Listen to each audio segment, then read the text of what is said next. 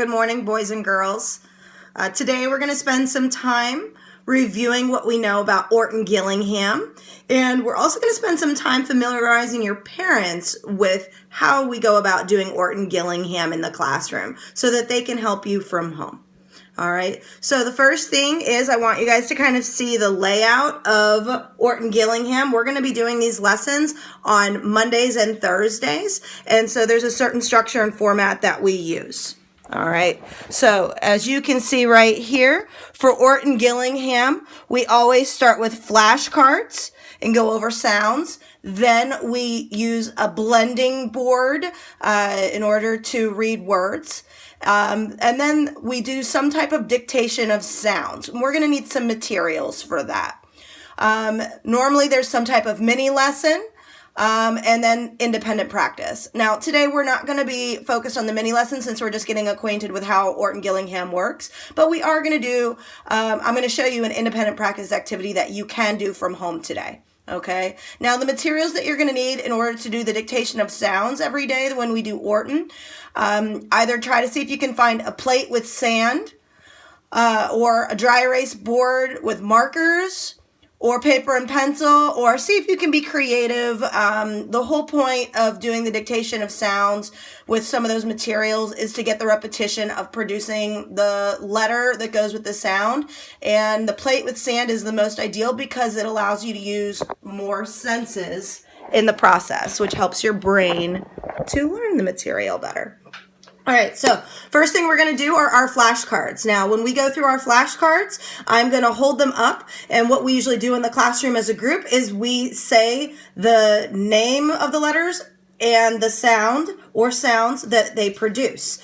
And so at this point, our boys and girls have learned all the letters A through Z. They've learned that vowels have more than one sound. They've also learned about what we call digraphs. Kids, you can tell your parents what those are, right? That's two letters that make one sound. And then they've also learned some beginning and ending blends. A blend is when you have two consonants side by side and you can hear both of those sounds. And so we're going to go through some of those flashcards today. And while I do that, I want you practicing it with me, okay? That means you're going to be saying it out loud along with me. Let's show your parents what you guys know, all right? Let's go. SH says shh.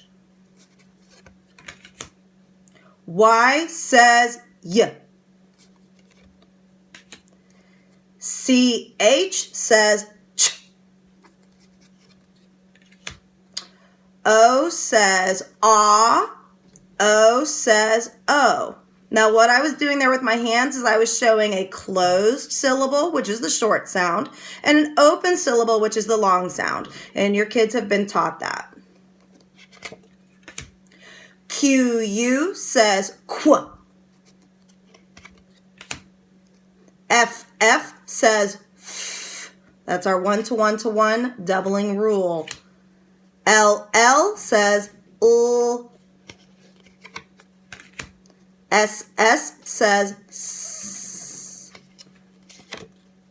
ZZ says z. Now we're getting into some of those beginning blends. BR says br. A says a. A says a. CR says cur. DR says dr. WH says wh. I says I. I says I. This one has two sounds. Give me both of them. TH says the. Notice where my tongue is and that you can feel your vocal cords vibrating. That's the hard sound. Now let's do the soft sound. TH says th. Again, notice my tongue placement, and that's the soft sound. FR says fr. GR says gr. PR says pr. Okay, now we're going to stop there today with flashcards, and we're going to move on to being able to do our blending activity. Now for our blending activity, I'm going to do this using a program on my iPad and also to expose some vocabulary, and we're going to kind of shuffle here. All right, your children know all of these sounds, and they should be able to produce them.